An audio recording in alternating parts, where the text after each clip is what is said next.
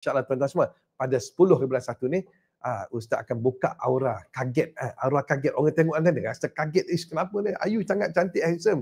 Ada, dan Ustaz akan bukakan aura kaget pada anda. Dengan amalan yang Ustaz akan bagi, amalan yang pendek saja, yang anda baca 11 kali je, pendek, dan anda baca, dan di samping tu tuan-tuan semua akan menyebabkan orang mata akan berbelah, orang akan tengok anda, akan melirik mata mereka, mudah anda nak close deal, mudah anda nak buat jualan, mudah anda nak berurusan dengan orang bawah atau dengan orang atas, maka dah orang akan kaget tengok wajah anda pun akan kaget. Tuan-tuan semua, tak kira kita cantik tak cantik, yang penting tu semua aura kita tu. Kita pernah tengok kan, ada satu perempuan, dia bukan cantik sangat, tapi suami dia handsome. Macam mana suami yang seorang lelaki handsome dapat kahwin dengan perempuan yang kalau kita rupanya biasa je? Kenapa dah semua? Mungkin aura tidak ada aura kaget. Macam dengan perempuan. Perempuan tu cantik, lelaki tu Allah nama, macam orang kampung biasa dah. Tapi kita kenapa perempuan dia sanggup kahwin dengan dia? Mungkin ada aura kaget tadi. Jadi di sini tuan semua, itu mungkin dia sebab dia tak rasa yang dia ada aura kaget. Tapi ini kita nak sengajakan agar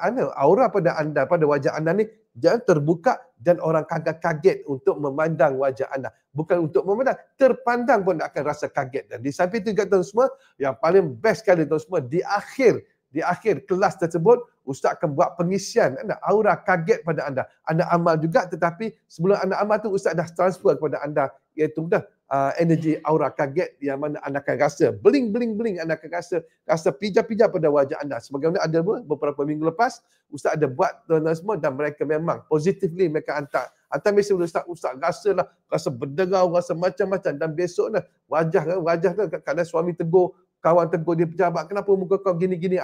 Jadi insyaAllah, dan arwah kaget pun Ustaz akan buat pengisian kepada anda. Itu satu bonus untuk anda, bagi anda yang join live bersama Ustaz pada 10/1 jam 9 malam dalam pembuka aura kaget. Assalamualaikum warahmatullahi wabarakatuh.